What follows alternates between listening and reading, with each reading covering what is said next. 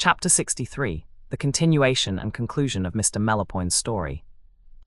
I made shift, notwithstanding, to maintain myself till the beginning of next winter, when I renewed my addresses to my friend Mr. Supple, and was most graciously received. "I have been thinking of your affair, Mr. Melopoyn," said he, "and am determined to show how far I have your interest at heart, by introducing you to a young nobleman of my acquaintance, who is remarkable for his fine taste in dramatic writings, and is besides a man of such influence that if once he should approve of your play, his patronage will support it against all the efforts of envy and ignorance. For I do assure you that merit alone will not bring success. I have already spoken of your performance to Lord Rattle, and if you will call at my house in a day or two, you shall have a letter of introduction to his lordship." I was sensibly touched with this mark of Mr. Supple's friendship, and looking upon my affair as already done, went home and imparted my good fortune to my landlord, who, to render my appearance more acceptable to my patron, procured a suit of new clothes for me on his own credit. Not to trouble you with idle particulars, I carried my tragedy to his lordship's lodgings, and sent it up along with Mr. Supple's letter by one of his servants, who desired me, by his lord's order, to return in a week. I did so, and was admitted to his lordship, who received me very courteously, told me he had perused my play, which he thought, on the whole, was the best coup d'essai he had ever seen, but that he had marked some places in the margin, which he imagined might be altered for the better. I was transporting with this reception, and promised, with many acknowledgments of his lordship's generosity, to be governed solely by his advice and direction. "Well then," said he, "write another fair copy with the alterations I have proposed, and bring it to me as soon as possible, for I am resolved to have it brought on the stage this winter." You may be sure I set about this task with alacrity, and although I found his lordship's remarks much more numerous and of less importance than I expected, I thought it was not my interest to dispute upon trifles with my patron. Therefore modelled it according to his desire in less than a month. When I waited upon him with the manuscript, I found one of the actors at breakfast with his lordship, who immediately introduced him to my acquaintance, and desired him to read a scene of my play. This task he performed very much to my satisfaction, with regard to emphasis and pronunciation, but he signified his disgust at several words in every page, which I, presuming to defend, Lord Rattle told me, with a peremptory look, I must not pretend to dispute with him, who had been a player these 20 years, and understood the economy of the stage better than any man living. I was forced to submit, and his lordship proposed the same actor should read the whole play in the evening, before some gentleman of his acquaintance, whom he would convene to his lodgings for that purpose. I was present at the reading. And I protest to you, my dear friend, I never underwent such a severe trial in the whole course of my life at that juncture, for although the player might be a very honest man and a good performer, he was excessively illiterate and assuming, and made 1,000 frivolous objections, which I was not permitted to answer. However, the piece was very much applauded on the whole. The gentlemen present, who, I understood, were men of fortune, promised to countenance and support it as much as they could. And Lord Rattle, assuring me that he would act the part of a careful nurse to it, desired me to carry it home, and alter it immediately according to their remarks. I was fain to acquiesce in his determination, and fulfilled his injunctions with all the expedition in my power. But before I could present the new copy, my good friend Mr. Supple had disposed of his property and patent to one Mr. Brayer, so that fresh interest was to be made with the new manager. This task Lord Rattle undertook, having some acquaintance with him, and recommended my performance so strongly that it was received. I looked upon myself now as upon the eve of reaping the fruits of all my labour. I waited a few days in expectation of its being put in rehearsal, and wondering at the delay, applied to my worthy patron, who excused Mr. Brayer on account of the multiplicity of business in which he was involved, and bade me beware of teasing the patentee. I treasured up this caution, and exerted my particular 3 weeks longer, at the end of which his lordship gave me to understand that Mr. Brayer had read my play, and owned it had indubitable merit. But as he had long been pre-engaged to another author, he could not possibly represent it that season, though, if I would reserve it for the next, and in the interim make such alterations as he had proposed by observations on the margin, I might depend upon his compliance. Thunderstruck at this disappointment, I could not for some minutes utter one syllable. At length, however, I complained bitterly of the manager's insincerity in amusing me so long, when he knew from the beginning that he could not gratify my desire. But his lordship reprimanded me for my freedom, said Mr. Brayer was a man of honour, and imputed his behaviour with respect to me nothing else but forgetfulness. And indeed I have had some reason, since that time, to be convinced of his bad memory, for in spite of appearances, I will not allow myself to interpret his conduct in any other way. Lord Rattle, observing me very much affected with my disappointment, offered his interest to bring on my play at the other house, which I eagerly accepting, he forthwith wrote a letter of recommendation to Mr. Bellower, actor and Prime Minister, to Mr. Vandal, proprietor of that theatre, and desired me to deliver it with my tragedy, without loss of time. Accordingly, I hastened to his house, where after having waited a whole hour in the lobby, I was admitted to his presence, and my performance received with great state. He told me he was extremely busy at present, but he would peruse it as soon as possible, and bade me to call again in a week. I took my leave, not a little astonished at the pert and supercilious behaviour of this stage player, who had not treated me with good manners, and began to think the dignity of a poet greatly impaired since the days of Euripides and Sophocles, but all this was nothing in comparison of what I have since observed. Well, Mr. Random, I went back at the appointed time, and was told that Mr. Bellower was engaged and could not see me. I repeated my visit a few days after, and having waited a considerable time was favoured with an audience, during which he said he had not as yet read my play. Nettled at this usage, I could contain myself no longer, but telling him I imagined he would have paid more deference to Lord Rattle's recommendation, demanded my manuscript with some expression of resentment. "I," said he in a theatrical tone, "with all my heart." Then pulling out the drawer of the bureau at which he sat, he took out a bundle and threw it upon a table that was near him, pronouncing the word "there" with great disdain. I took it up, and perceiving with some surprise that it was a comedy, told him it did not belong to me, upon which he offered another, which I also disclaimed. A third was produced, and rejected for the same reason. At length he pulled out a whole bundle and spread them before me, saying, "There are 7, take which you please, or take them all." I singled out my own and went away, struck dumb with admiration at what I had seen, not so much on account of his insolence, as of the number of new plays which from this circumstance I concluded were yearly offered to the stage. You may be sure I did not fail to carry my complaint to my patron, who did not receive it with all the indignation I expected, but taxed me with precipitation, and told me I must lay my account with bearing with the humours of the players, if I intended to write for the stage. "There is now no other remedy," he said, "but to keep it till the next season for Mr. Breyer, and alter it at your leisure in the summer, according to his directions." I was now reduced to a terrible alternative, either to quit all hopes of my tragedy, from which I had all along promised myself a large share of fortune and reputation, or to encounter 8 long months of adversity in preparing for and expecting its appearance. This last penance, painful as it was, seemed most eligible to my reflection at that time, and therefore I resolved to undergo it. Why should I tire you with particulars of my consequence? I wrestled with extreme poverty until the time of my probation was expired, and went to my Lord Rattle in order to remind him of my affair, when I understood, to my great concern, that his lordship was just on the point of going abroad, and which was still more unfortunate for me, Mr. Breyer had gone into the country, so that my generous patron had it not in his power to introduce me personally, as he intended. However, he wrote a very strong letter to the manager in my favour, and put him in mind of the promise he had made in behalf of my play. As soon as I was certified of Breyer's return, I went to his house with this letter, but was told he was gone out. I called again next day early in the morning, received the same answer, and was desired to leave my name and business. I did so, and returned the day after, when the servant still affirmed that his master was gone abroad, though I perceived him, as I retired, observing me through a window. Incensed at this discovery, I went to a coffee-house hard by, and enclosing his lordship's letter in one from myself, demanded a categorical answer. I sent it to his house by a porter, who returned in a few minutes, and told me Mr. Breyer would be glad to see me at that instant.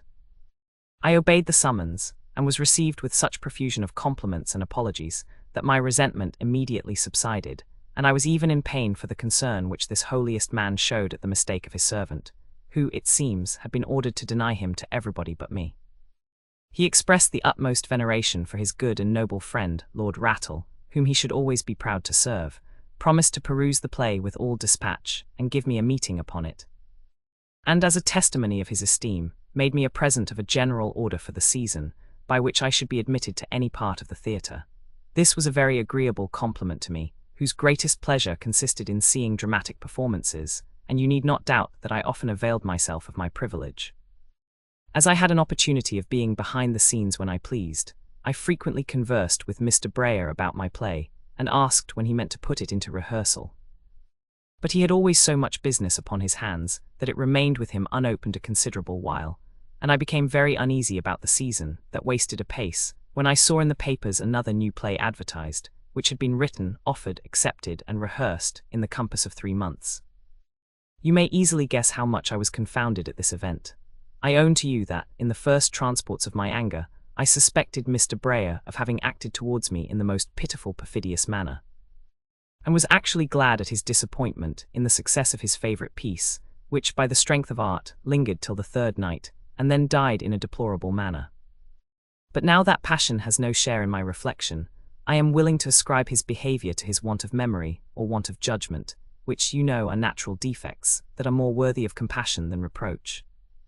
About this time I happened to be in company with a gentlewoman, who, having heard of my tragedy, told me she was well acquainted with the wife of a gentleman who was very well known to a lady, who had great interest with a person who was intimate with Earl Sheerwit, and that, if I pleased, she would use her influence in my behalf.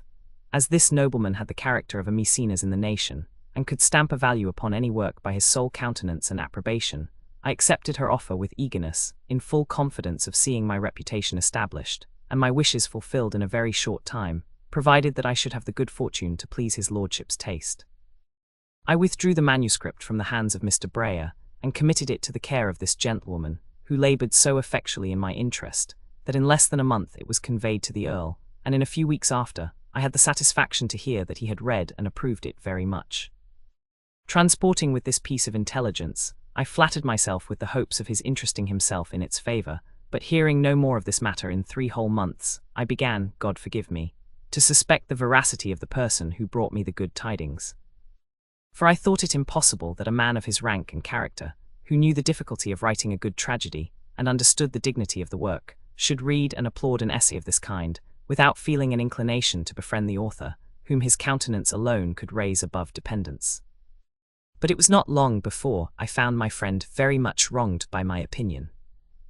You must know that the civilities I had received from Lord Rattle, and the desire he manifested to promote the success of my play, encouraged me to write an account of my bad fortune to his lordship, who condescended so far as to desire, by letter, a young squire of a great estate, with whom he was intimate, to espouse my cause, and in particular make me acquainted with one Mr. Marmozet, a celebrated player, who had lately appeared on the stage with astonishing eclat, and bore such sway in the house where he acted, that the managers durst not refuse anything he recommended. The young gentleman, whom Lord Rattle had employed for this purpose, being diffident of his own interest with Mr. Marmozet, had recourse to a nobleman of his acquaintance, who, at his solicitation, was so good as to introduce me to him. And the conversation turning upon my performance, I was not a little surprised, as well as pleased, to hear that Earl Sheerwit had spoken very much in its praise, and even sent Mr. Marmozet the copy, with a message, expressing a desire that he would act in it next season. Nor was this favourite actor backward in commending the piece, which he mentioned with such expressions of regard that I do not choose to repeat, assuring me that he would appear in it, provided he should be engaged to play at all during the ensuing season.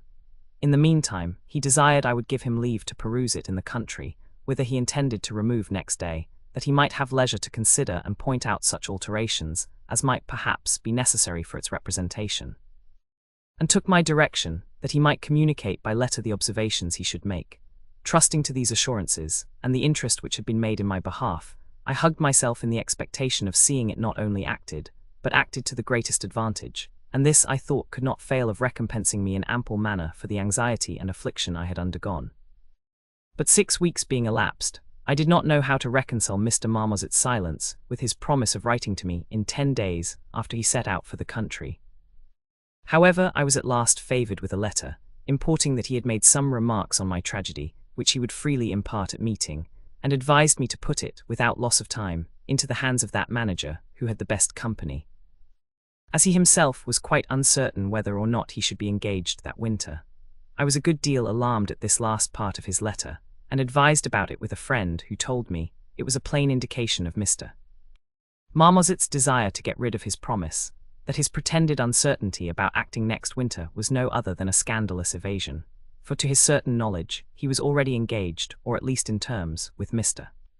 Vandal, and that his design was to disappoint me, in favour of a new comedy, which he had purchased of the author, and intended to bring upon the stage for his own advantage.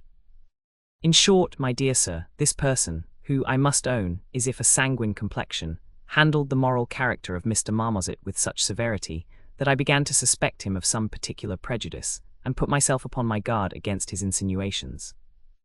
I ought to crave pardon for this tedious narration of trivial circumstances, which, however interesting they may be to me, must certainly be very dry and insipid to the ear of one unconcerned in the affair. But I understand the meaning of your looks and will proceed. Well, sir, Mr. Marmozet, upon his return to town, treated me with uncommon complaisance, and invited me to his lodgings, where he proposed to communicate his remarks, which, I confess, were more unfavourable than I expected.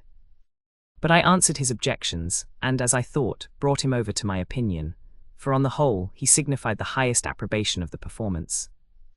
In the course of our dispute, I was not a little surprised to find this poor gentleman's memory so treacherous, as to let him forget what he had said to me, before he went out of town, in regard to Earl Shearwit's opinion of my play, which he now professed himself ignorant of. And I was extremely mortified at hearing from his own mouth that his interest with Mr. Vandal was so very low as to be insufficient of itself to bring a new piece upon the stage. I then begged his advice, and he counselled me to apply to Earl Shearwit for a message in my favour to the manager, who would not presume to refuse anything recommended by so great man. And he was so kind as to promise to second this message with all his power. I had immediate recourse to the worthy gentlewoman my friend, already mentioned, who opened the channels of her conveyance with such expedition, that in a few days I had a promise of the message, provided I could assure myself of Mr. Vandal's being unengaged to any other writer, for his lordship did not choose to condescend so far until he should understand that there was a probability, at least, of succeeding.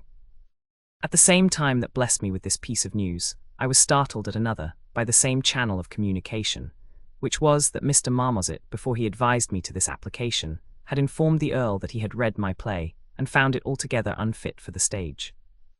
Though I could not doubt the certainty of this intelligence, I believed there was some inapprehension in the case, and, without taking any notice of it, told Mr. Marmozet the answer I had been favoured with, and he promised to ask Mr. Vandal the question proposed.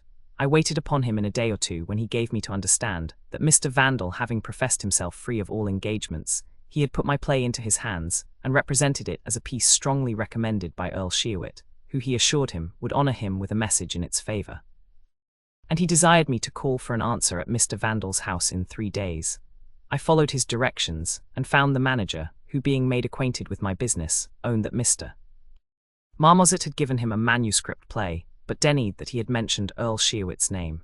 When I informed him of the circumstances of the affair, he said he had no engagement with any author, that he would read my tragedy forthwith, and did not believe he should venture to reject it in contradiction to his lordship's opinion, for which he had the utmost veneration, but put it into rehearsal without loss of time. I was so much intoxicated with this encouragement that I overlooked the mysterious conduct of Mr. Marmozet, and attended the manager at the time appointed, when, to my infinite confusion, he pronounced my play improper for the stage, and rejected it accordingly. As soon as I could recollect myself from the disorder into which this unexpected refusal had thrown me, I expressed a desire of hearing his objections, which were so groundless, indistinct, and unintelligible, that I persuaded myself he had not at all perused the piece, but had been prompted by somebody whose lessons he had not rightly retained. However, I have been since informed that the poor man's head, which was not naturally very clear, had been disordered with superstition, and that he laboured under the tyranny of a wife, and the terrors of hellfire at the same time. Precipitated in this manner from the highest pinnacle of hope to the abyss of despondence, I was ready to sink under the burden of my affliction, and, in the bitterness of my anguish, could not help entertaining some doubts of Mr. Marmozet's integrity. When I recollected and compared the circumstances of his conduct towards me, I was encouraged in this suspicion by being told that my Lord Shearwit had spoken of his character with great contempt, and in particular resented his insolence in opposing his own taste to that of his lordship concerning my tragedy. While I hesitated between different opinions of the matter, that friend, who, as I told you before, was a little hot-headed, favoured me with a visit, and, having heard a circumstantial account of the whole affair, could not contain his indignation, but affirmed without ceremony that Mr. Marmozet was the sole occasion of my disappointment, that he acted from first to last with the most perfidious dissimulation, cajoling me with insinuating civilities, while he underhand employed all his art and influence to prejudice the ignorant manager against my performance. that nothing could equal his hypocrisy but his avarice, which engrossed the faculties of his soul so much that he scrupled not to be guilty of the meanest practices to gratify that sordid appetite. That in consequence of this disposition, he had prostituted his honor in betraying my inexperience, and in undermining the interest of another author of established reputation, who had also offered a tragedy to the stage, which he thought would interfere with the success of the comedy he had bought, and determined to bring on at all events. I was shocked at the description of such a monster, which I could not believe existed in the world, bad as it is, and argued against the asseverations of my friend, by demonstrating the bad policy of such behavior, which could not fail of entailing infamy upon the author. And the small temptation that a man of Mr. Marmoset's figure and success could have to consult his interest in such a grovelling manner, which must create contempt and abhorrence of him in his patrons, and effectually deprive him of the countenance and protection he now enjoys in such an eminent degree. He pretended to laugh at my simplicity, and asked if I knew for which of his virtues he was so much caressed by the people of fashion. "It is not," said he, "for the qualities of his heart, that this little parasite is invited to the tables of dukes and lords, who hire extraordinary cooks for his entertainment. His avarice they see not, his ingratitude they feel not, his hypocrisy accommodates itself to their humours, and is of consequence pleasing, but he is chiefly courted for his buffoonery, and will be admitted into the choicest parties of quality for his talent of mimicking Punch and his wife Joan, when a poet of the most excellent genius is not able to attract the least regard. God forbid, Mr. Random, that I should credit assertions that degrade the dignity of our superiors so much, and represent the poor man as the most abject of all beings. No, I looked upon them as the hyperboles of passion. And though that comedy of which he spoke did actually appear, I dare not doubt the innocence of Mr. Marmoset, who, I am told, is as much as ever in favour with the Earl. A circumstance that surely could not be, unless he had vindicated his character to the satisfaction of his lordship. Pray forgive this long digression, and give me the hearing a little longer, for thank heaven, I am now near the goal. Baffled in all my attempts, I despaired of seeing my play acted, and bethought myself of choosing some employment that might afford a sure, though mean subsistence. But my landlord, to whom I was by this time considerably indebted, and who had laid his account with having his money paid all in a heap from the profits of my third night, could not brook his disappointment, therefore made another effort in my behalf, and by dint of interest, procured a message from a lady of fashion to Mr. Breyer, who had always professed a great veneration for her, desiring that he would set up my play forthwith, and assuring him that she and all her friends would support it in the performance. To strengthen my interest, she engaged his best actors in my cause, and in short exerted herself so much that it was again received, and my hopes began to revive. But Mr. Breyer, honest man, was so much engrossed by business of vast consequence, though to appearance he had nothing at all to do, that he could not find time to read it until the season was pretty far advanced. And read it he must, for notwithstanding his having perused it before, his memory did not retain one circumstance of the matter. At length he favoured it with his attention, and having proposed certain alterations, sent his duty to the lady who patronized it, and promised, on his honour, to bring it on next winter, provided these alterations should be made, and the copy delivered to him before the end of April. With an aching heart, I submitted to these conditions, and performed them accordingly, but fortune owed me another unforeseen mortification. Mr. Marmoset, during the summer, became joint patentee with Mr. Breyer, so that when I claimed performance of articles, I was told he could do nothing without the consent of his partner, who was pre-engaged to another author. My condition was rendered desperate by the death of my good friend and landlord, whose executors obtained a judgment against my effects, which they seized, turned me out into the streets naked, friendless, and forlorn. There I was arrested at the suit of my tailor, and thrown into the prison, where I have made shift to live these 5 weeks on the bounty of my fellow prisoners, who, I hope, are not the worse for the instruction and good offices by which I manifest my gratitude. But in spite of all their charitable endeavours, my life was scarce tolerable, until your uncommon benevolence enabled me to enjoy it with comfort.